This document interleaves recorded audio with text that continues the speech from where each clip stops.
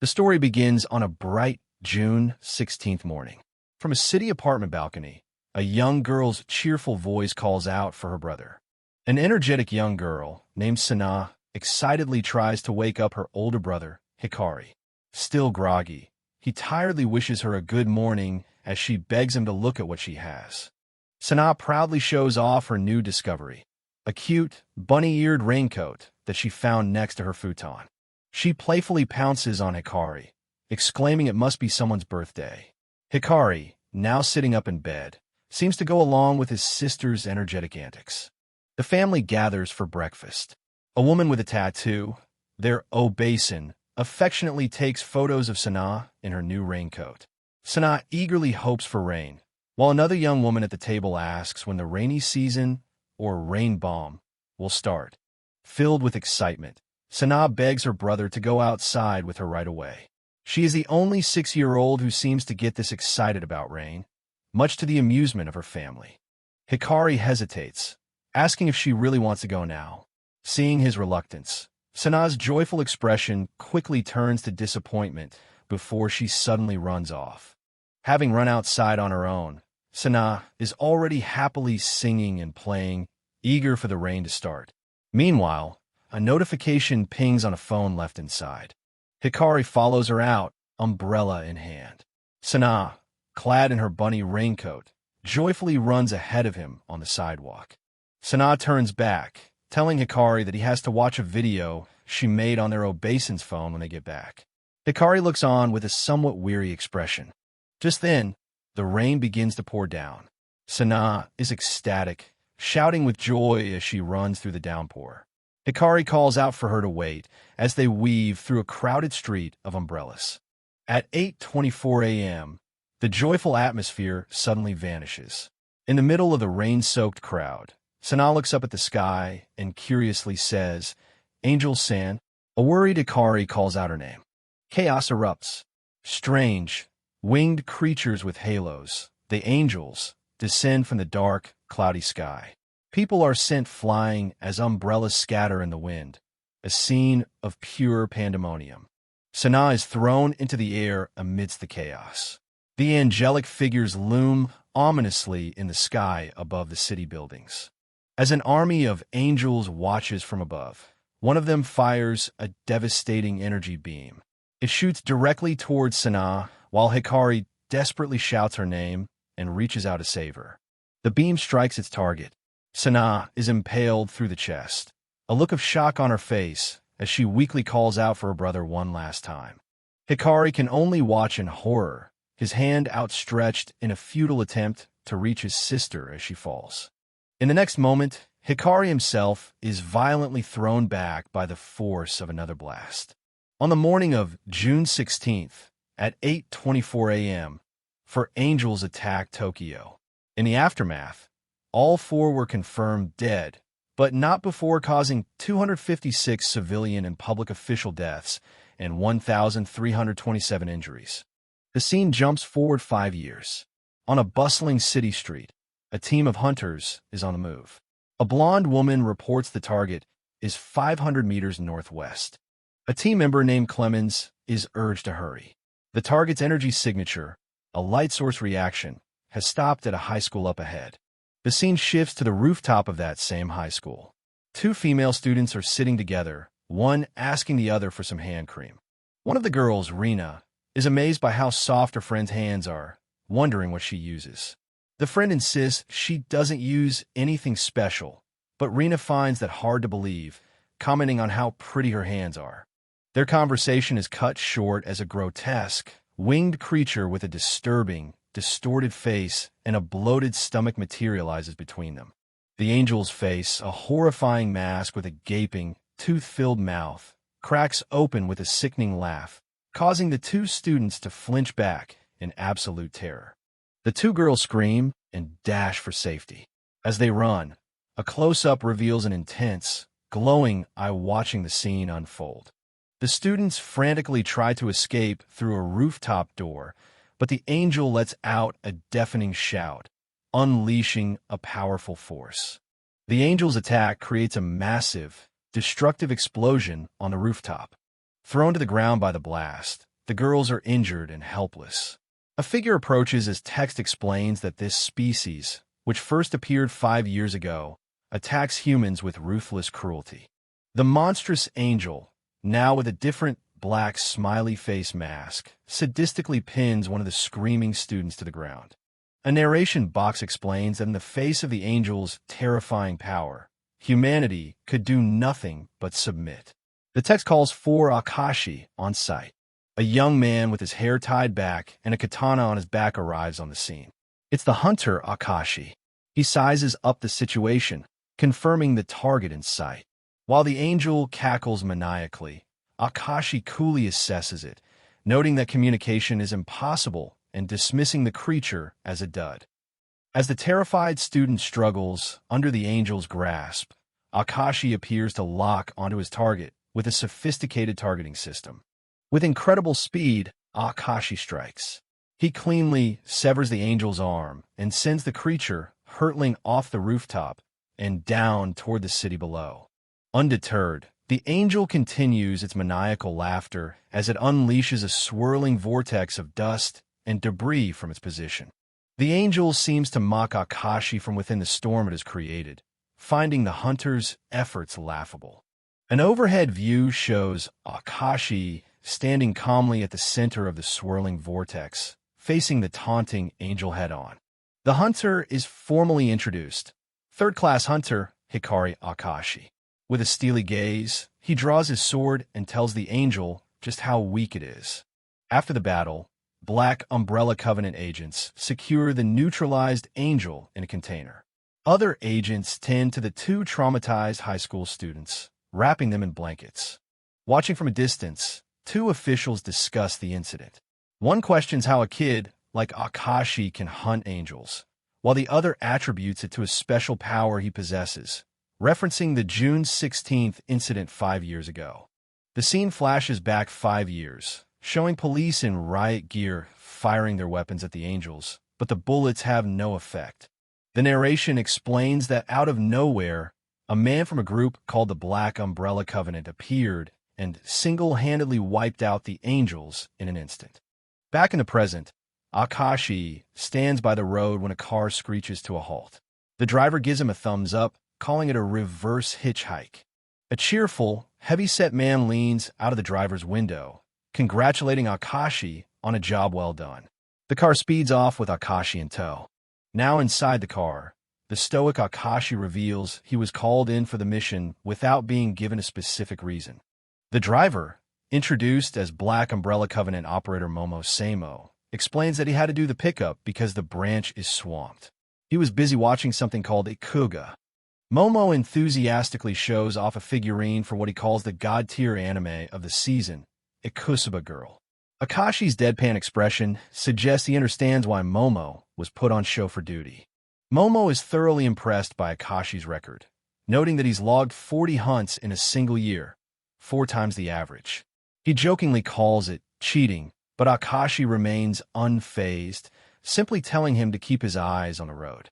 Cutting through the light-hearted chatter, Akashi's tone becomes serious. He grips the handle of his katana and asks for any updates on the important matter he had Momo investigate. Momo apologetically informs Akashi that he hasn't found any of the requested info yet. Akashi listens, his expression unchanging.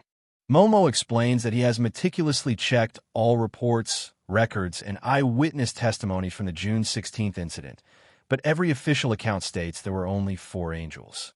Reluctantly, Momo suggests the possibility that Akashi was just seeing things. The comment triggers an intense flashback for Akashi, his eyes narrowing as he remembers the horror of that day. Akashi internally pushes back, certain of what he witnessed. A terrifying image of a grotesque, multi-eyed monster flashes in his mind, the 5th angel that haunts his memory. Changing the subject, Akashi asks Momo to confirm his hunt count. When Momo answers 40, Akashi clicks his seatbelt into place and flatly states, "That's wrong." Momo quickly corrects himself, remembering the recent kill makes it 41. But before he can finish, a loud thud and a crash bring the car to a violent halt as Akashi again says no. A new angel, This one resembling a bizarre, manic clown has landed on their car, causing the crash. Momo looks on in shock. As the clown-like angel taunts them, Akashi calmly and firmly corrects his hunt count, stating the true number is 42. In a sudden move, Akashi violently kicks the angel off the hood of the car, sending it crashing through the highway guardrail. As the car screeches to a stop, Akashi exits the vehicle, sword in hand, ready to face the new threat. The angel has recovered, perching on the overpass railing. It chides Akashi for his rudeness, while Akashi reveals he knew he was being tailed, asking if the angel was a friend of his previous target. The clown angel scoffs, explaining that angels have a hierarchy and that it had merely sent the useless first angel to retrieve the tasty-looking female's hand. It calls Akashi a naughty one for getting in the way of a meal, lamenting the rarity of hands of that quality. Akashi cuts him off, stating that he talks too much. Akashi coldly tells the angel to shut up and speak with your hands. The angel laughs, finding his bravado amusing before preparing to engage. Akashi lunges forward, but the angel leaps into the air to dodge. Akashi's attack misses the angel and instead smashes into the asphalt of the overpass. The force of Akashi's blow leaves a giant, hand-shaped crater imprinted on the road. Watching from a car, Momo nervously calls out to Akashi. The angel peers into the crater and mockingly declares it a beautiful way to die, saying it envies the hunter. The angel continues its monologue, revealing its obsession. It claims that hands are the only thing of value that humans possess, as its own wings, seemingly made of hands, flutter. It licks its own fingers, creepily describing the hands of human females as a delicacy of the highest quality. As it gloats, a glint of light appears from the darkness of the crater. Akashi bursts from the crater, moving at incredible speed. The angel is caught by surprise as the hunter closes the distance in an instant. Suddenly, a forest of ghostly, white hands erupts from the ground, reaching out to grab and ensnare Akashi. Undeterred, Akashi unleashes a powerful spinning slash, effortlessly slicing through the swarm of ghostly hands. He breaks through the angel's defense and, in a flash, cleanly severs one of its arms at the shoulder. With the angel disarmed and screaming, Akashi slams it to the ground with a powerful stomp, pressing his blade to its back to gain the decisive advantage. Pinned and helpless, the angel's arrogant demeanor evaporates. It begins to plead with Akashi, frantically claiming it was all a misunderstanding and that he was just playing around. Akashi appears to let his guard down, giving the angel an opening. It immediately seizes the chance, leaping off the overpass and splashing into the dark water below. Momo panics and yells at Akashi not to follow, warning him that it's a trap. Akashi, however, steps onto the ledge of the guardrail, ignoring him. Momo desperately explains that angels can't drown and that the creature is baiting Akashi into a new stage where it has the advantage. Unfazed, Akashi dives headfirst into the water. Beneath the surface, Akashi finds himself surrounded.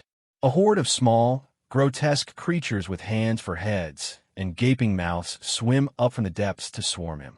From a safe distance, the angel mocks Akashi, calling him an idiot and a stupid monkey for thinking he could only fight on land. The angel then merges with a giant, monstrous fish-like creature, declaring that in the water, Akashi is now in its domain. From within the gaping maw of the fish monster, the angel roars for Akashi to die.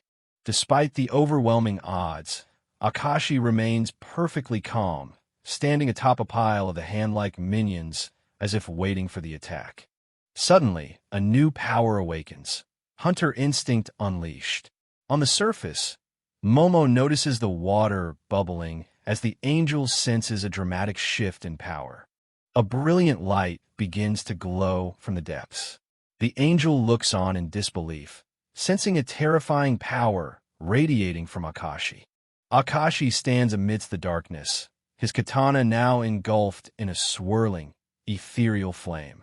The angel is stunned, unable to comprehend how fire can exist underwater. With a determined gaze, Akashi unleashes his attack, Bonfire. An immense pillar of fire erupts from Akashi's blade, engulfing the fish monster from within and incinerating it completely. A massive explosion of fire and steam bursts from the river, shattering the quiet of the night. Blown back by the sheer force of the blast, Momo can only stare in awe, declaring the impossible sight a god-tier plot twist. The surface of the river continues to burn with an unnatural, roaring fire. The charred, skeletal remains of the once arrogant angel are all that's left after being engulfed by the underwater flames. Momo looks on, speechless. On the overpass, civilian onlookers are baffled, filming the impossible sight of the river burning. Momo begins to explain the phenomenon to a confused bystander, stating that since the dawn of civilization, humans have been hunters. He continues, explaining that deep within the human spirit lies a primal urge to hunt, a force that can sometimes overflow. When this urge manifests, it can grant incredible powers.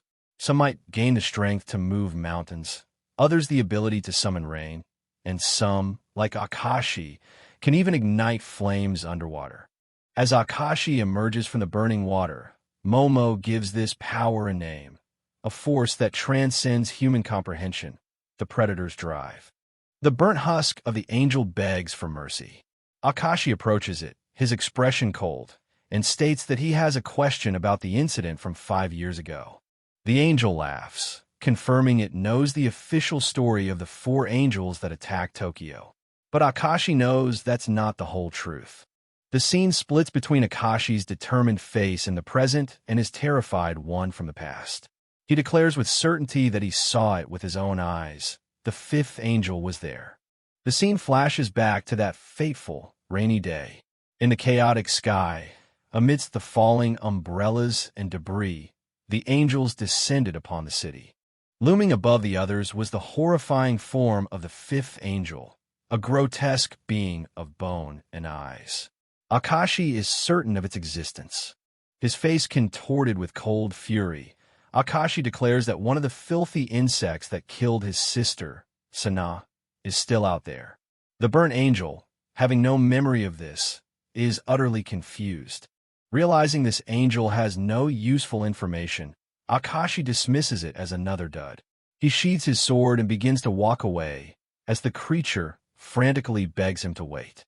The charred angel pleads for its life, begging Akashi not to use his flame power again. But Akashi, his decision made, ignites his blade once more and turns back to face his helpless target. As he walks forward, his silhouette is framed by 2 massive, fiery wings, a manifestation of his burning, all-consuming desire for revenge. With eyes full of cold, unwavering resolve, Akashi delivers a final, chilling message. He declares that the angels were the ones who ignited this fire within him, and that the flames of his vengeance shall never be extinguished. In the depths of his unconsciousness, a gentle voice calls out to Hikari, Akashi. It's a dream, or perhaps a memory, as his sister's voice pleads for him to wake up. Hikari's eyes snap open. The dream fades, replaced by the sterile reality of a hospital room. He is battered and bandaged, and sitting by his bedside is a blonde-haired man, Ryuji Kunamoto. For Hikari, this is awakening to a nightmare. Ryuji is overwhelmed with emotion, tears of relief streaming down his face now that Hikari is awake. But Hikari is weak and disoriented, his first words a faint call for his aunt as he gazes out at the rain-streaked window. Outside, the rain continues to fall on Yamamoto General Hospital. Ryuji explains how worried he was, afraid that Hikari would never wake up. The weight of those words begins to settle in, and a look of dawning horror spreads across Hikari's face. A small, worried face peeks into the room. It's his little sister, Sana. With guilt in her eyes, she quietly asks her big brother if he's okay, wondering if this is all her fault. Hikari's eyes widen in shock, a traumatic memory flashing through his mind. Ryuji's voice cuts through the haze, listing his injuries, a ruptured left eardrum and abdominal trauma, confirming the severity of the incident. Ignoring his own condition, Hikari's first thought is for his sister. He urgently asks if Sana is hurt. In response, Sana herself pops up from behind the bed, energetically declaring that she's perfectly fine. To prove her point, Sana playfully challenges her injured brother to a race. Her childish innocence is a stark contrast to the heavy atmosphere in the room, and Ruji can only look on with a sad expression. Sana dashes out of the room to play tag with her aunt. But as Hikari watches her run, the innocent sight triggers another horrifying flashback, the image of a desperate, outstretched hand burning in his memory. Hikari tries to calm his racing heart, repeating to himself that Sana is her usual self, that she's okay. He desperately clings to the idea that everything is all right, even if he doesn't fully believe it. The scene shifts to a memory from the past. A younger Sana excitedly tells her brother about a video they have to watch when they get back, a moment from a happier, simpler time. Back in the present, Sana excitedly brings up the video again, handing her aunt's phone to Hikari. He takes it, ready to step back into that memory from 5 years ago. Hikari looks down at the phone, his expression unreadable. He fumbles with the screen for a second, questioning if it's recording, before the video finally begins to play. On the screen, a joyful Sana, wearing an adorable hooded raincoat, beams at the camera. She happily announces that she has just turned 6 years old, a surprise for her big brother. A close-up of Hikari's eye shows him completely captivated, the reflection of the screen illuminating his gaze as he watches the precious memory unfold. In the video, little Sana chatters unexcitedly. She can't wait to grow up, to become as tall as Hikari, to wear the same uniform and see all the things he sees. As Sana's voiceover from the past lists all the simple things she loves, the scene cuts to the present.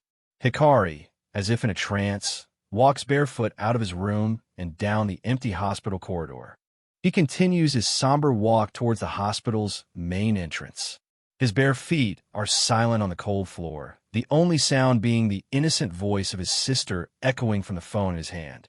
Hikari steps out into the pouring rain. He stands with his arms outstretched, letting the cold water wash over him as Sana's cheerful voice lists off all the things that make her happy, ironically concluding with, "Everything's fine." The video recording is about to end, and Sana gets flustered. She panics, realizing she hasn't said the most important part yet. As Hikari stands frozen in the present, Sana's final message plays. She thanks him for being her big brother and asks if they can be together forever. The word "nothing" hangs in the air, a testament to his utter despair over a promise he couldn't keep. Overwhelmed by a tidal wave of grief, something inside Hikari awakens. A strange, fiery pattern briefly burns onto the palms of his hands. He quickly clenches his fists, and just as quickly, the marks disappear. The emotional and physical strain becomes too much, and Hikari collapses to his knees in the pouring rain. At that moment of utter vulnerability, a mysterious figure holding an umbrella appears behind him. The man, whose name we will come to know as Haruka Inatsu, looks down at the boy. "What's the matter, kiddo?" he asks, his tone deceptively casual. "You'll catch a cold spittin' fire out here like that," he adds, revealing he saw the strange power Hikari just displayed. This fateful encounter marked the beginning of Hikari's new life. A close-up reveals Haruka's face. He holds a cigarette, but his expression is anything but calm. Tears stream down his cheeks, mixing with the rain as he looks at the broken boy. This moment of shared sorrow fades into the present, 5 years later, where Hikari has become a hardened hunter. The scene shifts to the present day. Hikari, Akashi, and a portly companion, another hunter, are walking and discussing their work. The companion feels sorry for the research department, questioning the necessity of collecting angel corpses, but Hikari explains that any angel they are sent after is as good as ashes anyway. The real purpose is to study their biology and weaknesses.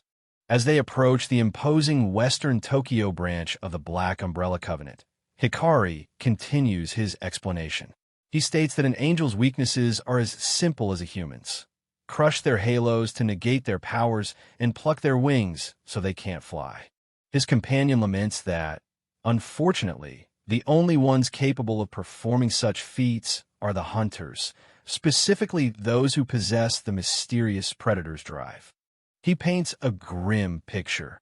If the hunters were to disappear, the rest of humanity would be helpless, trampled into the mud by the angels.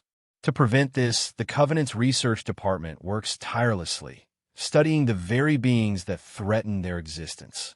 Suddenly, their conversation is violently interrupted.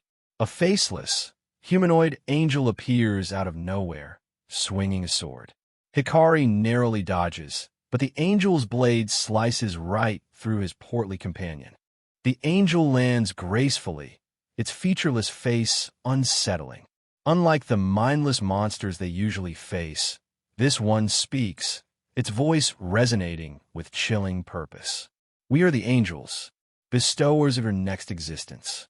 The surviving hunter companion panics, screaming in terror.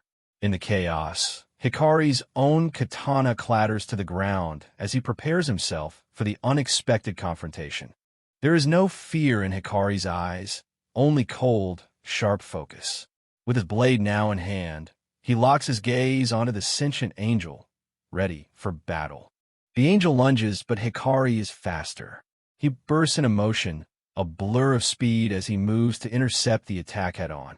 In a display of incredible agility, Hikari uses the angel's own momentum against it, leaping gracefully over his opponent's head. Before the angel can react, Hikari twists in midair and delivers a powerful kick, deflecting the creature's sword with pinpoint precision. The force of the impact sends the angel sprawling to the ground, its attack completely neutralized by Hikari's swift and decisive counter. As the angel recovers, sending out a ripple of energy, Hikari analyzes the situation. He notes that while it's not unusual for angels to hide their wings and halos, there is something uniquely different and unsettling about this one. Watching from the sidelines, the other hunter is amazed. He thinks the angel is being cocky for dropping its weapon, not realizing the terrifying strength and speed of his comrade, Hikari Akashi. He marvels at Hikari's skill, realizing that the young hunter reads his opponent's moves 3 steps ahead. But just as he thinks he understands, Hikari dashes forward, and the companion's jaw drops in shock. Hikari's katana is suddenly struck from his hand, clattering into a puddle on the ground. The companion watches in disbelief, confused as to what just happened. The companion screams in terror as the fallen swords begin to float, moving on their own as if possessed. Hikari, however, remains calm, his expression unchanged by this bizarre turn of events. The floating blades launch themselves through the air, but Hikari is already in motion, effortlessly dodging the telekinetic assault. With a flick of his wrist, Hikari summons his own katana, which flies back into his grasp. But as he prepares to re-engage, a hand reaches out and touches his blade, causing it to ignite with a mysterious flame as a voice says, "Easy now." Just as quickly as it appeared, the flame on Hikari's sword is extinguished by an unseen force. The angel points, sensing a new power on the field, and declares, "That's bad news." As the angel recoils, the chubby hunter cries out in confusion, asking Hikari why he would put out his own fire. But Hikari, equally bewildered, states plainly, "I didn't put out anything." A figure emerges from the shadows, casually running a hand through his hair. It's Haruka Inatsu, the very same man from Hikari's memory. "Playing with fire's dangerous, Hikari," he says with a smirk. The caption confirms his identity. Special Class Hunter, Haruka Inatsu. The other hunter is completely starstruck. Haruka casually asks if they've met, but the hunter can only stammer that even a background extra like him knows the famous Haruka Inatsu. The portly hunter continues to gush, calling Haruka totally OP, and recalling his legendary status as the youngest ever hunter to be promoted to the highest rank. Haruka, completely unfazed by the recent battle, simply lights his cigarette and makes a dry, teasing remark about his companion's weight. While his companion is lost in thought, completely captivated by the famous hunter, Hikari's stoic expression remains unchanged. He is clearly unimpressed by the banter, viewing the interruption as nothing more than a pointless delay. Haruka jokingly chides his portly companion, saying their earlier scuffle was just standard master-apprentice sparring. He smirks, adding that if he'd been serious, the man would be minced meat sizzling in a pan right now. Hikari, ever the stoic, cuts the chatter short, stating that pointless banter is a waste of his time and begins to walk away. Haruka looks on, a bit disappointed, lamenting the cold reception after their reunion. But Haruka knows exactly which strings to pull. He casually exhales a puff of smoke and adds, "Guess the lead I've got regarding the fifth angel can wait too, then." That gets Hikari's immediate attention. His cold demeanor shatters, replaced by a desperate urgency. He whips around, demanding to know where it is. Haruka calmly teases him, noting he's far more hyped about a lead than seeing his old mentor again. As Hikari storms up the steps into the building, the other hunter asks Haruka if he actually believes Hikari's story about a fifth angel. Haruka's expression turns serious as he admits, "I might do." The companion presses the issue, reminding Haruka that 5 years ago, he was the first hunter on the scene of that tragedy. And in his official report, he only mentioned the discovery of 4 angel corpses, not 5. Haruka dismisses him, saying this isn't a simple tale to be told around a campfire. The scene flashes back to the memory of a young, tear-streaked Hikari. Haruka explains that his belief isn't based on hard facts or the testimony of 1,000 eyes. With a look of conviction, Haruka reveals the truth. "It was the look in a single pair that made me want to believe. That's all there is to it." His faith is placed not in evidence, but in the raw, desperate truth he saw in a traumatized boy's eyes. Back in the present, Hikari impatiently tells them to stop talking and show him the lead. The companion bows respectfully as Haruka agrees, saying, "All right, let's go, Hikari." They enter a dimly lit control room inside the Covenant headquarters. Haruka gestures towards a monitor, a grim look on his face. "There's someone," he begins. "I want you to meet." On the screen is the angel from the earlier fight, now unmasked and restrained. She is a beautiful woman with long, platinum blonde hair and a strange, crown-like halo. Her defiant eyes stare back, full of malice. This is the fifth angel. Haruka leads Hikari down a long, sterile corridor deep within the facility, heading for the underground containment on floor B1. Hikari's patience wears thin, and he demands to know where this person is. Haruka remains cool, telling the intense young man to chill out and try to savor his youth while it lasts. As they walk, Haruka reveals some troubling new intel. For the past 3 weeks, reports have been flooding in from all across Tokyo about angels being killed by unknown hunters. He explains that by the time Covenant teams arrive, the angels are already dead, their halos and wings ripped clean off. Hikari immediately connects the dots, asking if Haruka's suspect, an outsider with Predator's drive, is responsible. They arrive at a massive, fortified door marked with the number 1. Haruka confirms the brass believes it's an outsider, which is why he was put on the case. He approaches the retinal scanner, preparing to grant Hikari access to the secret within. Haruka, Inatsu, asks his partner, Hikari Akashi, about the angel he once mentioned. He specifically recalls Hikari describing its most distinct feature, a halo that looked like a crown, a detail that piques Haruka's interest. In the office, while casually eating a sandwich, Haruka remarks that all halos are supposed to be the same. Hikari listens with a skeptical and weary expression, clearly unconvinced by the standard explanation. As he walks towards the window, Haruka looks out and quietly admits to himself, "Or so I thought." This suggests that he has recently encountered something that challenges his previous beliefs. Haruka stares out the window, lost in thought. Hikari appears in the doorway behind him, his expression filled with concern and curiosity about what has captured his partner's attention. Hikari's mind flashes to a disturbing image, a captured angel, restrained and helpless. It's the very sight that made him question everything he knew, as he thinks to himself, "Until I saw this one." The scene continues with the captured angel, the fifth angel, breaking free. Her crown-like halo glows ominously as she shatters the glass wall containing her with a surge of power. The glass wall explodes outwards, showering the room with shards as a result of the angel's violent escape. With the angel now free, Hikari immediately lunges into action, charging towards her with his sword drawn, ready for battle. The two face off, their expressions intense. Hikari, filled with rage and determination, warns his partner, "Don't stop me." However, Haruka intervenes, placing a hand out to stop Hikari. He calmly tells him, "I'm doing this for you, you know," suggesting he has a larger plan in mind. Ignoring Haruka, Hikari's eyes are fixed on the captive. He recognizes her instantly, confirming his suspicions as he mutters, "This is it. That right there. The fifth angel." The fifth angel stares back defiantly, her identity confirmed.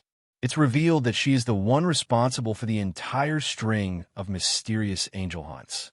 Haruka recounts the story to a furious Hikari. He explains that he found her at the scene of a light source reaction, where she was waiting with a pile of angel wings and halos, claiming she wanted to talk to someone important. Hikari's rage boils over as he declares, "I don't care. This thing killed Sana." But Haruka warns him that the higher-ups have decided to hear her out, and if they kill her now, they'll be the ones facing punishment. Frustrated, Hikari confronts Haruka, asking whose side he's truly on. Haruka, ever the pragmatist, gives a non-committal reply. Depends who's skin. Haruka lays out the choice for Hikari. He can either destroy the only lead he has for his revenge, or he can use it. He reminds him that her unique halo is the one thing that matches the angel he's been searching for. The tension is palpable. A series of close-ups shows the silent standoff, the unwavering gaze of the fifth angel, Hikari's hand gripping his sword, and his own eyes burning with conflict and hatred. Despite the warnings, Hikari's rage consumes him, and he swings his sword at the fifth angel. As the attack lands, one of the onlookers casually remarks, "Dang, nice lashes." The blade slices off a piece of the angel's decorative horns, which clatter to the floor. The onlookers are taken aback, with one questioning if they were just extensions. With his sword now at her neck, Hikari presses for information, asking her if there's anyone else with a halo like hers. The angel, however, feigns confusion, claiming she didn't catch what he said. In a shocking act of defiance, the fifth angel licks the blade of Hikari's sword, taunting him to get it over with already. Hikari glares at her, annoyed by her provocative behavior. He asks her what she's staring at, telling her that killing her would be easy. The angel smirks, fully aware of her leverage. She points out that he can't kill her when he wants the information in her head. Unfazed, Hikari states that information is what he needs now and repeats his question. "Do you know of anyone else who has a halo like that?" The angel dismissively retorts, "And what if I do? What's it to you?" Her smug defiance clearly tests everyone's patience, as Haruka and his companion demand they hurry things up. Ignoring the onlookers, the fifth angel's expression turns sharp and predatory. She twists the knife with a cruel, targeted guess. "Let me guess. Someone important to you got killed."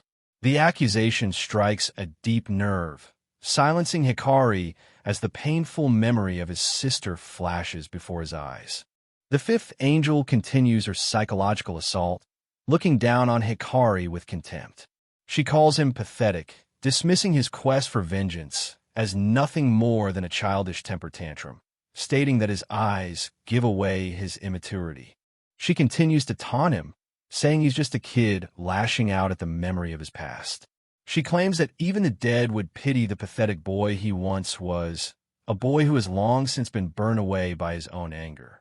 Hikari grips his sword, his knuckles white. He quietly admits that she might be right, that he may just be throwing a tantrum and lashing out blindly. But then, with chilling resolve, he adds, "But I don't care." With a look of pure, cold fury, Hikari declares that if he has to, he will burn the entire world to ashes to get what he wants. Annoyed, the fifth angel simply mutters, "What an absolute waste of my time." His rage boiling over, Hikari lunges forward again, shouting that he wants to talk to someone more important, referring to the angel herself. He swings his sword in a powerful arc, determined to end the conversation and get answers. As he attacks, a strange, fiery pattern manifests from Hikari's hand, flying towards the fifth angel. Her unique, multi-eyed halo is seen in detail as the mysterious energy hurtles towards her. The fifth angel gracefully dodges Hikari's energy blast. The dark, flaming power streaks past her as she moves with supernatural speed and agility. Hikari's attack misses its target and slams into the wall behind the angel, causing it to shatter. Haruka and his companion watch the uncontrolled display of power with concern. Just as the situation escalates further, Haruka steps in. He reaches out his hand, and a bright light flashes from his fingertips, a sign that he is about to use his own power to intervene and stop the fight. As Hikari swings his blade, a wave of frost suddenly appears, encasing his arm and the sword in ice, stopping his attack just inches from the angel's neck. The word freeze echoes as the power takes hold. Hikari looks on in shock, his attack completely neutralized. The fifth angel, now connected to his frozen arm by a strange energy tether around her neck, looks at him with curiosity and says, "So this is what your power feels like." Watching from the sidelines, Haruka sighs in exasperation. "Sheesh. Puberty-crazed brats," he mutters, complaining that when he was Hikari's age, he was much more well-behaved.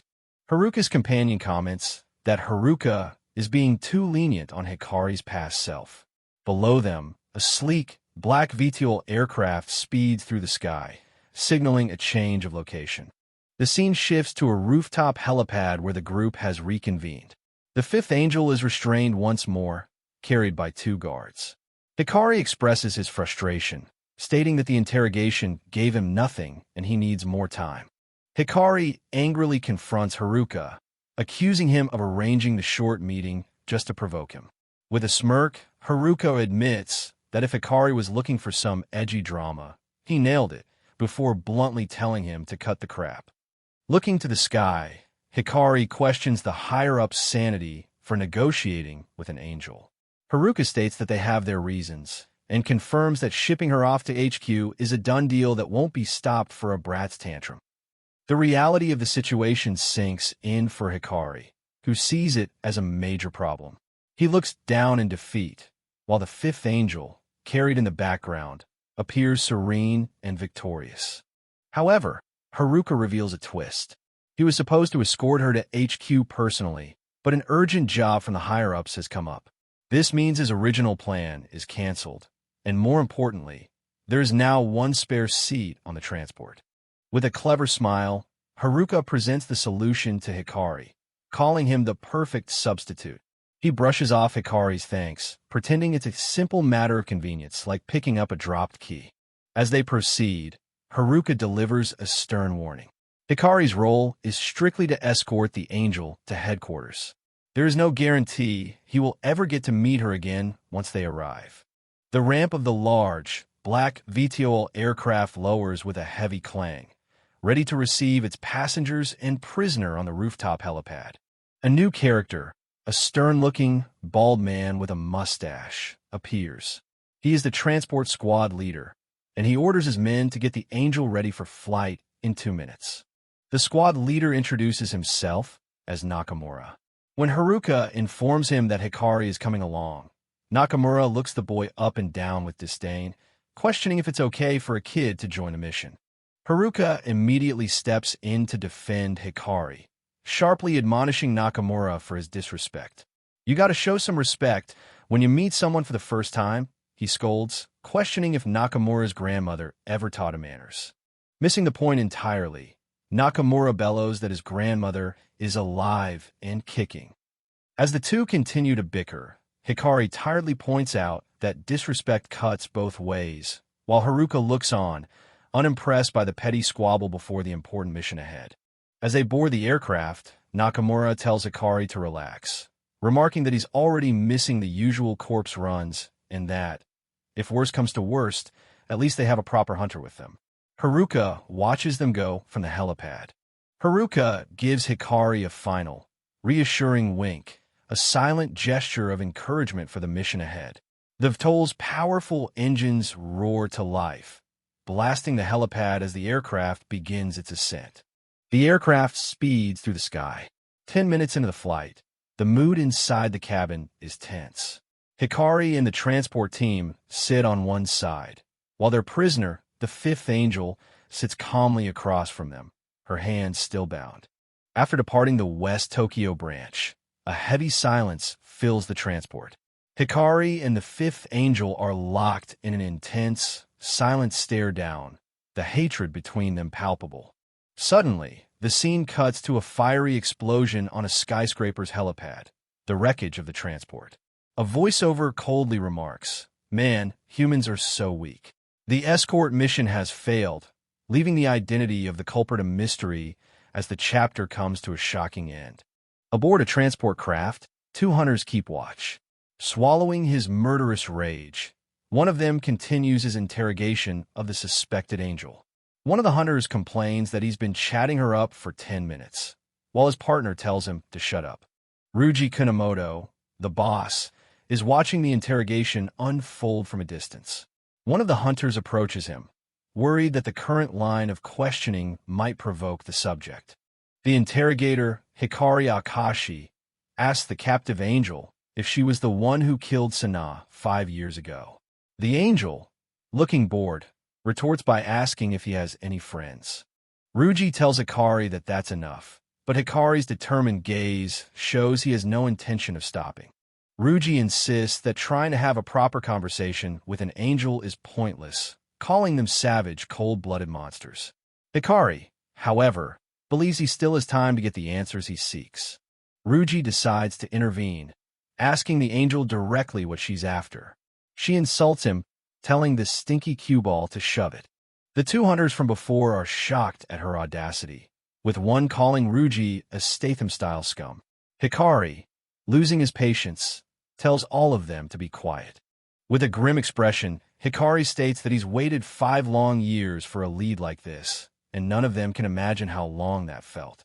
He declares that he won't be able to live with himself until he turns the scum who killed Sana to ash with his own hands.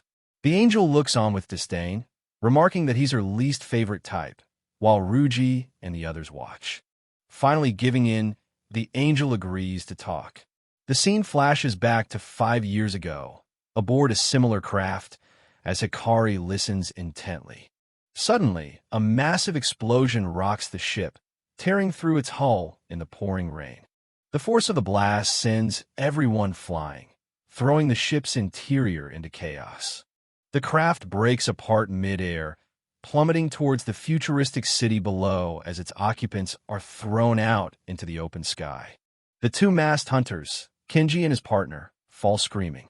In the heat of the moment, Kenji yells, "See you in the next life, idiot brother," while his partner screams back that he wants a sister next time. As they continue to fall, Kenji fantasizes about having a bangin', technically unrelated big sister, much to his partner's disbelief, right before they crash into the side of a glass skyscraper. Meanwhile, Hikari unleashes a powerful swooping attack with his sword, cutting through the air as he falls. He grabs onto the side of the building and smashes through a window, crashing into an office. Kenji's partner lands hard, while Kenji checks on him. Kenji, disoriented, asks what happened. He learns that his leg is busted. Hikari explains that their plane was ambushed by an angel in an office building in the Central District. Hikari corrects himself, stating that it was more likely several angels that attacked them, leaving Kenji in shock. As Hikari prepares to leave to find the angel, Kenji and his partner try to stop him, wanting to come along. Kenji frantically tries to contact their boss, but gets no response. Kenji's partner worries that it's too dangerous for non-hunters, but Hikari coldly states that right now, the boss isn't his top priority. Enraged, Kenji's partner grabs Hikari, yelling at him for abandoning his duty as a bodyguard. Kenji holds him back, reminding him that Hikari was assigned to guard the angel, not them. Hikari grabs the hand on his collar, telling the hunter that he's not the only one who's hit rock bottom. The white-haired hunter's anger gives way to a painful memory. He explains that the boss, Ryuji, was the one who took them in after angels killed their mom, pulling them out of the darkness and offering to carry their pain. In the flashback, Ryuji offers the two grieving boys a place in his squad. He tells them there are things only they can do, giving them a purpose and lighting a path for them to follow through rigorous training. Back in the present, the white-haired hunter finishes his story, telling Hikari that maybe that kind of light, the kind their boss showed them, is what he needs too. A note is seen on the wall, a sarcastic "thanks for the overtime," as the memory of their boss's care lingers. But Hikari shoves the hunter aside, coldly stating he doesn't have time to deal with them. He runs off, leaving the same note behind as a sign of his disregard for their concerns. Elsewhere in the building, chaos erupts as office workers flee in terror from the commotion. In a bathroom stall, an office worker complains about her job, lamenting that a third of her life is spent sleeping. The constant pressure of work makes her wish the whole concept of companies would die. Suddenly, an angel crashes through the ceiling above her, sending debris flying. The terrified woman looks up from her phone just as the creature bursts into the room. The hunters are running down a corridor. Hikari, carrying the injured white-haired hunter, recognizes the creature as the thing that took out their transport, as it flies menacingly towards them. Kenji sarcastically thanks the creature for the vital intel, remarking that its creepy, wide-eyed face has the same look his mom used to have when she was pissed off. The white-haired hunter yells at his brother to run faster, but Kenji retorts that this is nuts. He's already going flat out and isn't gaining an inch on the creature. Hikari spots black smoke coming from the rooftop of a neighboring building. Kenji, thinking it might be their boss, tells Hikari to follow him, claiming to know a shortcut as they search for an elevator. The trio makes a desperate leap, shattering a window and jumping across the gap between the skyscrapers to escape the pursuing angel. But the angel follows close behind, bearing down on the midair. The hunters can only scream as it approaches, with Kenji shouting that this guy is nuts. With incredible speed, Hikari draws his sword, parrying the angel's bladed arm and deflecting the attack, saving the twins from being impaled. He swiftly follows up with a powerful thrust, plunging his sword deep into the angel's body. He calls out the name of his technique, Okirby Blaze. A massive burst of fire erupts from Hikari's attack, engulfing the angel in a deadly inferno as he channels his power through his blade. As the burning angel falls away, Hikari grabs onto his two comrades, guiding their descent towards the rooftop of the adjacent building. They hit the roof hard, but they've made it across safely, thanks to Hikari's intervention. Staring in disbelief at Hikari's power, the twins declare that he's not human in more ways than one. Hikari looks back at them, exhausted but determined. With the immediate threat gone, Hikari turns to the two hunters sitting on the ground and asks what they think they're doing. The twins, still in shock, can only reply that they aren't doing anything. A horrifying scene is revealed. The female angel they were interrogating is sitting calmly on the chest of their fallen boss, Ryuji, surrounded by flames and destruction. When asked what she's doing, she smiles and replies, "Isn't it obvious? Babysitting." The chapter ends as the hunters cry out for their boss, watching helplessly as the angel stands triumphantly over Ryuji's defeated body. Kenji and his partner, Saori, are filled with rage. Kenji screams at the angel, calling her a murderer, while the usually calmer Saori threatens to tear her to shreds. Their fury is palpable as tears stream from their eyes. The enraged hunters, Kenji and Saori, charge towards the source of their anger. In contrast to their fury, the female angel stands calmly on the helipad. She has a smug look on her face and taunts them, asking if they want to hear something funny, only fueling their rage. Just as the masked hunters are about to attack, their comrade, Hikari Akashi, intervenes. He swiftly places his sword between them and their target, stopping them in their tracks. "She's mine," he declares, his voice cold and determined. "I'll take her down myself." Elsewhere, the female angel proves her deadly capabilities. After a swift and brutal encounter, she stands over the remains of a defeated foe. With a dismissive, "Yup," she confirms her kill. She then kicks off her heels, stating that skipping the small talk really speeds things up, revealing her eagerness for battle. Back on the helipad, the angel launches a surprise attack, not against the twins, but against Akashi. Her leg transforms into a shadowy, blade-like weapon as she lunges at him with incredible speed. Akashi's eyes widen slightly, caught off guard by her sudden move. The scene erupts into chaos. The female angel is now fighting another, more monstrous type of angel, a bizarre creature with a gaping maw for a face. Akashi can only watch, his focus fixed on the unexpected battle unfolding before him. The female angel dodges the monstrous angel's attack with a graceful whirl, her expression unchanged. Her calm demeanor in the face of such a grotesque enemy highlights her confidence and fighting prowess. The monstrous angel lunges again, but the female angel is faster. She gets in close, landing a powerful blow and screaming, "Just die already!" as she attacks, revealing a flash of her own aggressive nature.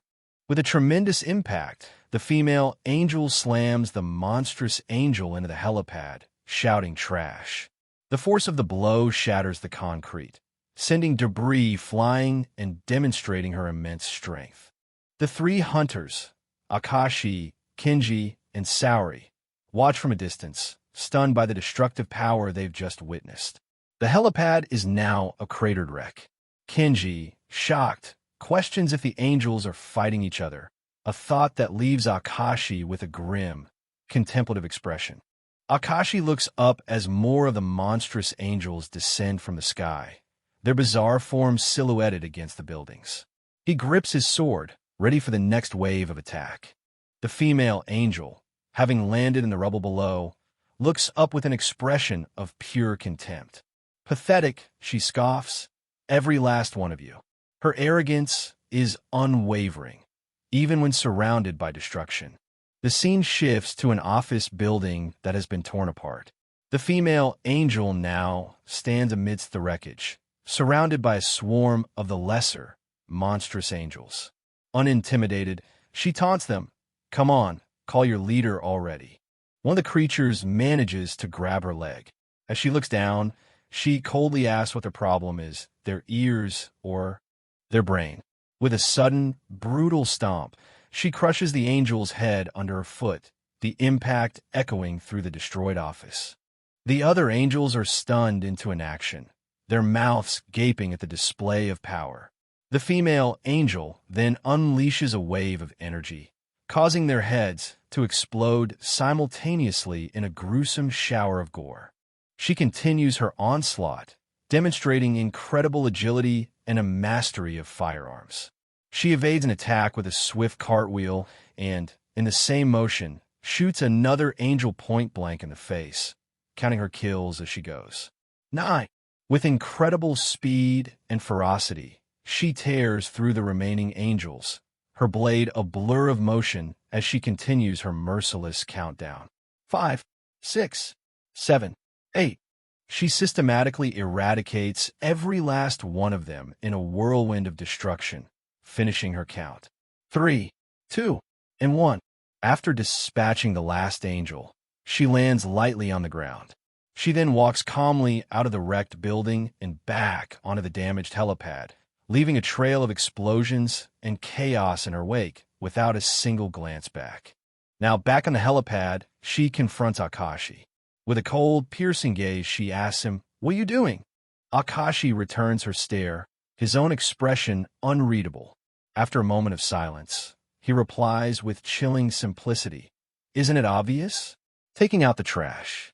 Akashi unleashes his own power. A massive vortex of dark energy and fire erupts around him. He stands at the center of the storm, a solitary figure ready to purge his enemies. Akashi manipulates the dark flames, forming them into a serpentine whip. He lashes out, not at the female angel, but at another monstrous angel attempting to attack from behind. The female angel watches, a flicker of surprise and annoyance on her face as she grunts. Meanwhile, in another part of the wreckage, the hunter's boss, Ryuji Kunamoto, begins to stir. He groggily awakens, muttering "gram gram," before realizing it was just a dream and lapsing back into unconsciousness. He's bleeding from a head wound as the concerned faces of Kenji and Saori look on. The final panel returns to the rooftop standoff. The female angel and Akashi are separated by the wreckage. From the perspective of the worried twins, Kenji and Saori, an ominous realization dawns. The boss is back from the dead. This likely refers to Ryuji waking up, adding another layer of complication to the tense situation. Back on the streets, the chaos of the crash aftermath unfolds. Saori and Kenji rush the badly injured Ryuji on a stretcher, trying to get him to safety. The twins are desperate. They frantically push the stretcher, shouting at their boss not to die. Ryuji is unconscious with an oxygen mask on his face as Saori directs them towards the infirmary. In a stark contrast to the panic, Akashi stands coolly observing the injured Ryuji from a distance, remarking on how weak humans are. The female angel is by his side, watching the scene unfold. The angel confronts Akashi, asking why he bothered to save his boss. Akashi explains his pragmatic reasoning. Saving Ryuji could be useful for negotiations later and would make a good first impression. The angel seems irritated by his cold, calculating logic, calling it a waste of time. "Oh, I'm sorry," the angel says with biting sarcasm. She calls Akashi out, reminding him that he was the one who pointed his sword at her without a second thought just moments before, questioning his inconsistent actions. The angel turns away from Akashi in frustration. She accuses him of not seeing her for who she is, claiming that all he sees are the stereotypical halo and wings of an angel. Meanwhile, Akashi seems to be tinkering with a small device, unfazed by her words. A new, energetic figure arrives. It's a short girl with a distinctive eye patch and haircut, playfully swinging a kendama. She announces she's come to get the incessantly bickering duo. The girl, a hunter herself, cheerfully offers to let them play with her kendama. She introduces herself as being deployed to handle the bickering pair, asking if they're in. The constant clacking of the kendama grates on the angel's nerves. She repeatedly snaps, "Shut up," but the girl ignores her, continuing to play and asking if she's even listening. The girl finally introduces herself as second-class hunter Nakota Kinzaki. She tells the angel that she heard her, but she has no intention of stopping her game, even cheekily suggesting the angel's hands aren't suited for it.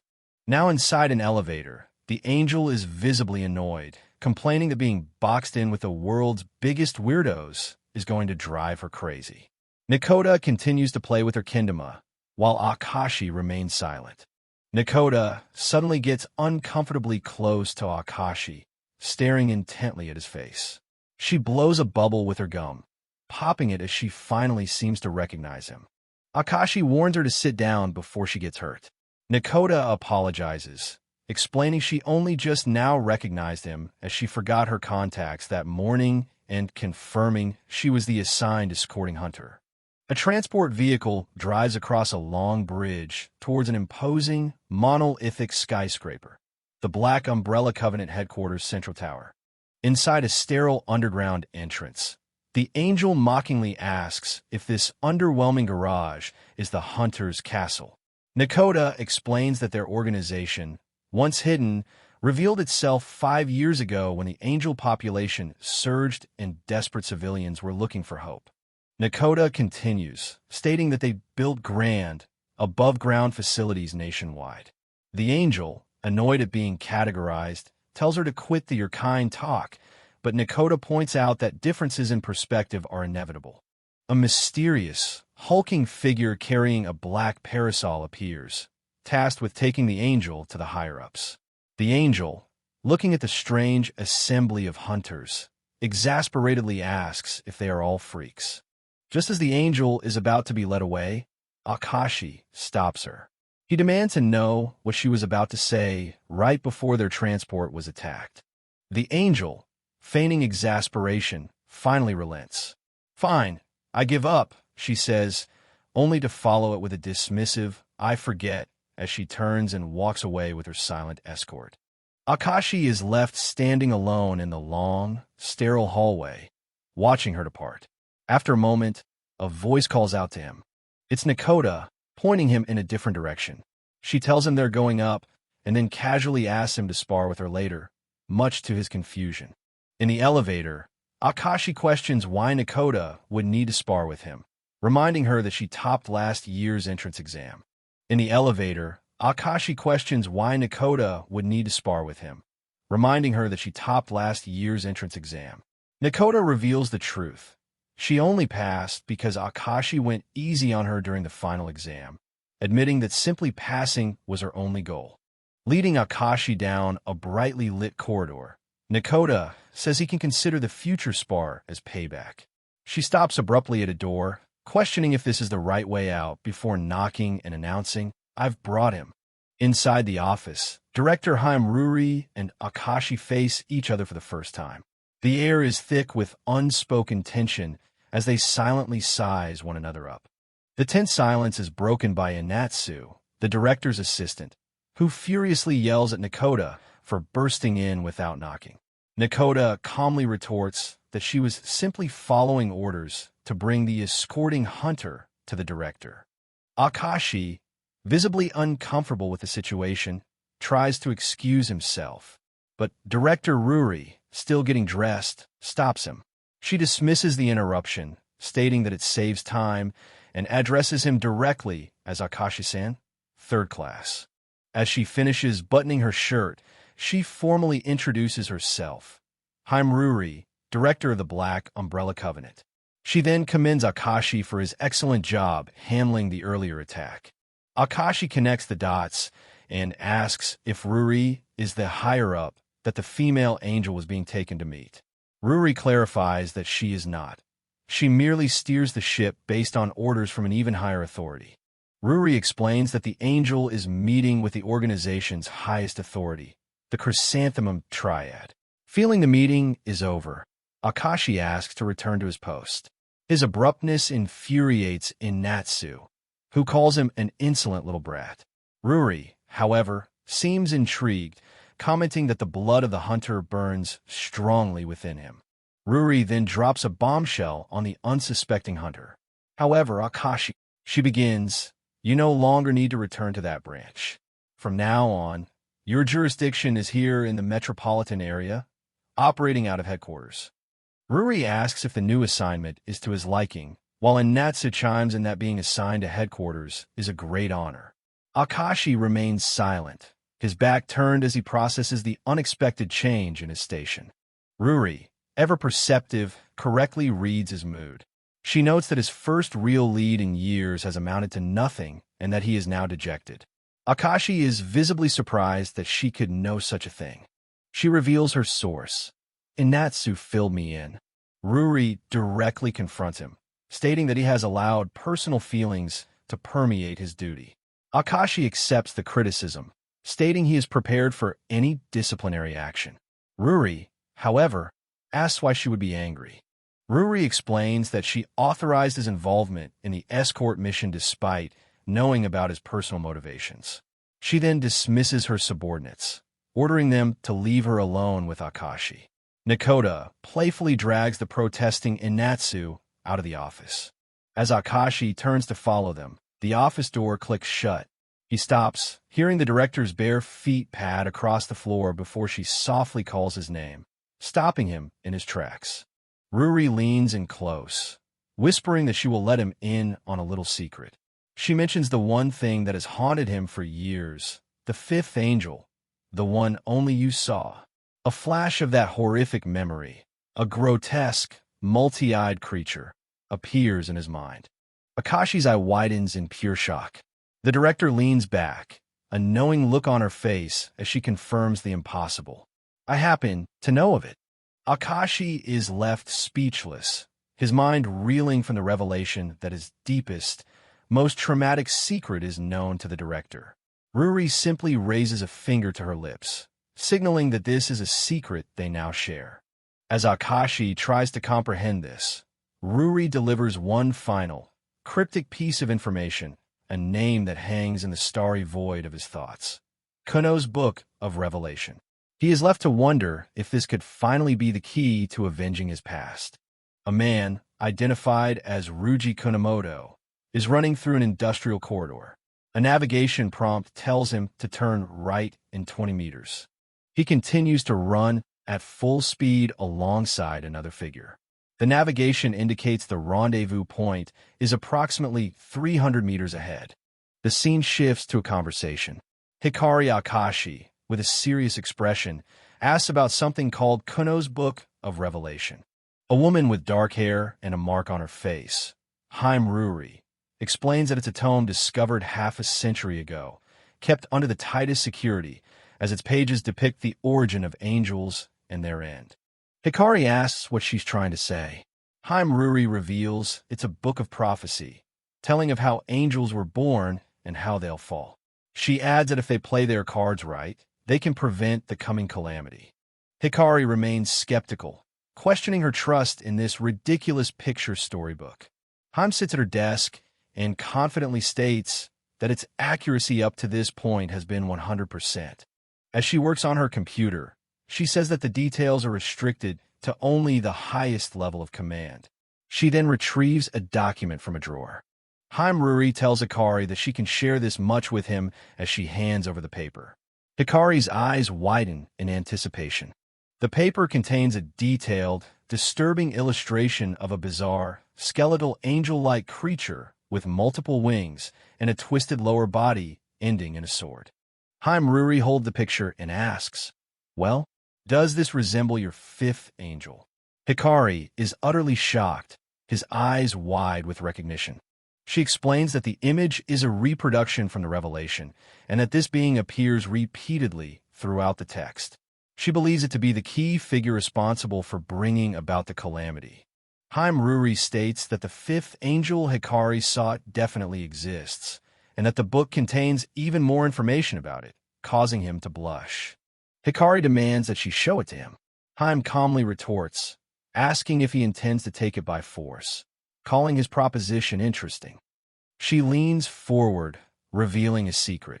A restriction is placed upon those who have read the tome. Hikari looks on, puzzled. Haim Ruri explains that even copying that single page was risky. If she were to utter a single word about the details of the revelation, her head would pop like a melon. A close-up shows her reptilian-like, eye throbbing. She offers him a deal. If he wants to gain access to the revelation, he must, in return, follow her orders and produce results in the Metropolitan District. She can then put in a good word for him. Hikari scoffs, asking if she wants him to be her lapdog. Haim challenges him, suggesting that if he doesn't like it, he should try to force it out of her and see if her head explodes. With the deal struck, Haim gives him his first mission: head to the underground waterway to the west and rendezvous with his buddy. Hikari stands by a manhole, questioning who his buddy is.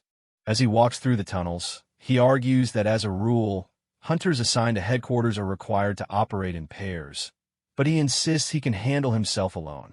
Haim Ruri's voice cuts through his protests, telling him to shut up, that his opinion is irrelevant, and to head to the rendezvous point like a good pup. Now, running through the waterway, Hikari thinks to himself that while he doesn't know how much of the director's story is true, the director definitely knows something. For now, he decides to play along as he approaches the rendezvous point. A beep from his device signals his arrival. The navigation is complete. He looks around the empty space and wonders, are they not here yet? Growing impatient, Hikari stands amidst the sound of his own footsteps echoing in the tunnel. He mutters to himself, "I'll give them 4 seconds, then I'm dash." Deciding he's waited long enough, Hikari swiftly draws his sheathed sword, his eyes glinting with annoyance as he prepares to take action himself. Instead of waiting for a door, he creates his own entrance, shattering a concrete wall with a powerful strike, ready to confront whatever or whoever is on the other side. A bright light flashes from the hole Hikari created. From the darkness, a voice complains, "This sucks. It was too dark to see clearly." The smoke clears to reveal Hikari, who realizes he didn't hit an angel. He looks at his partner and says with disdain, "I thought it was an angel, but it was just you this whole time. You suck." His partner, a young woman with blonde hair, strikes a defiant pose, equally unimpressed. "This whole place sucks," she shouts back, "especially the company." The two stand off. She asks why he's here and calls him a freaking perv. Hikari, unfazed, gestures towards her chest and asks, "Where'd you get that?" He clarifies he's talking about the badge on her top, noting they're only given to hunters. She defensively shouts back that it was given to her, not stolen. She explains that the big shots told her to work with someone to wipe out the angels. As she talks, Hikari looks down on her, completely unconvinced. She seems to forget her instructions for a moment before correcting herself, remembering that she was supposed to be guided to her buddy. Pointing a finger at Hikari, the realization dawns on her. "No way. It's you." They stare at each other, both horrified by the revelation. In perfect, disgruntled unison, both Hikari and his new partner mutter, "This sucks." The scene flashes to director Haim Ruri's office. The new partner, Nanato, is there with her, asking if she's going to tell Hikari everything. Haim Ruri replies, "Perhaps. I want to keep him under my thumb." Haim Ruri continues, revealing that eventually, Hikari will learn the truth about her, Nanato, identifying her as the other key figure appearing in the revelation, the female angel of the Holy Grail. Back in the present, Nanato walks ahead of Hikari down a dark tunnel. A question hangs in the air. Down a path of vengeance, will she be the one to stop the calamity or the one to awaken it? Described as having absolutely zero chemistry, the worst partners ever begin their mission. Nanato runs ahead, screaming into the darkness. "Where the hell are you?" She continues to sprint through the tunnels, demanding the angel come out and face her. Hikari trails behind, calling out to his reckless partner. Hikari curses under his breath, thinking, "They want me to team up with this clown?" He recalls director Haim Ruri's orders to follow her commands and produce results. Nanato skids to a halt, annoyed. "Do you even know why we're here right now? To beat the crap out of some angel, right?" Hikari realizes this is what the director meant by playing along. She asks why they came to this gross-ass place if not to fight. Hikari sighs and begins to explain the real mission. A few hours ago, a powerful light source reaction was detected in the sewers. He continues the briefing with a graphic. 2 hunters were dispatched immediately, but soon after, they both went silent, and the light source reaction vanished along with them. Hikari explains that the light source reaction is something that your kind, angels, release when they use their powers, pointedly looking at Nanato. Nanato asks if he's saying an angel took them out. Hikari replies that it's the most plausible scenario, but they are here to confirm what happened. Nanato glares at him, clearly annoyed by his condescending tone. Finally fed up, she explodes. "The name's Nanato. Quit calling me you and it all the time. Got that?" Hikari coolly points out that she hasn't called him by his name either. With a deadpan expression, he says, "Nice to meet you," deliberately refusing to use her name. As Nanato is about to retort, a voice shouts from a nearby tunnel. "Who's there?" A bruised and battered man appears, interrupting their argument. The man, Forte, stumbles forward. He recognizes Hikari as a third-class hunter and one of the first responders, but notes that he's not from this district. Hikari explains that he was just assigned 2 minutes ago, then cuts to the chase. "So, where's the other hunter?" Instead of answering, a close-up reveals Forte's face twisted in a silent, terrifying grin. He's sweating profusely, his eyes wide with an unspeakable horror, unable to form words. Hikari asks Forte to explain what happened, but the terrified man is barely coherent. Nanato correctly assesses that he's completely wiped out from the ordeal. Forte manages to explain that over the last few days, dozens of citizens have vanished in the area. There are no signs of kidnapping or struggle, just a string of bizarre disappearances. He cries that his buddy, Yasui, figured it out on their way there. He grabs Hikari desperately, asking if he has seen Yasui, his partner. Hikari tells him to calm down and explain what happened. Forte collapses to his knees, crying that he was the only one who ran and got away. After a moment of silence, Hikari and Nanato watch as Forte's strange behavior begins. Suddenly, Forte leaps into the air, striking a graceful ballet pose. Nanato and Hikari look on in stunned silence, completely bewildered by the bizarre display. He begins to dance wildly, counting in French, un, deux, trois. Nanato and Hikari are horrified by the grotesque performance. Nanato asks if this is some kind of weird hunter power, but Hikari realizes that something is terribly wrong with the man.